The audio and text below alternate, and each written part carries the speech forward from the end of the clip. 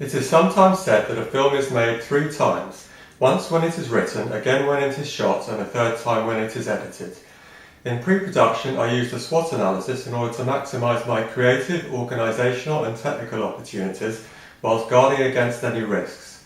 I was going to be operating as a lone filmmaker with budget equipment, and my main motto was keep it simple, creating a story that was highlighted by the colour and texture of ingredients with complementary music. My treatment provided an overview of the film, and with the storyboard and script mapped out my creative vision, narrative and how the equipment would make the film.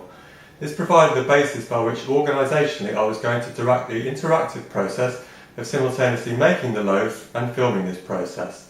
For the production phase, I had therefore devised a plan, but deviated from this where I found, for example, that an overhead close-up shot above the mixing bowl was best achieved with the larger of my 2 tripods.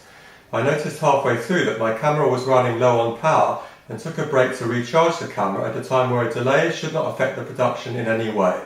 At this point, I noticed how the globe in my kitchen studio could be utilised creatively for a concluding medium shot referring to the potential location of the viewer. In post-production, I learnt that the music could provide a sense of movement and add to the narrative, and I became keen to emphasise this part of the film's sound by confining most of the narration to titles. The initial and last pieces of film were enlarged to provide more of a focus for the main points of interest. The stills were enlarged to fit the width of the screen, and I learnt that on another occasion it would be best to shoot them with a medium shot to prevent enlargement taking away from the top and bottom of the objects.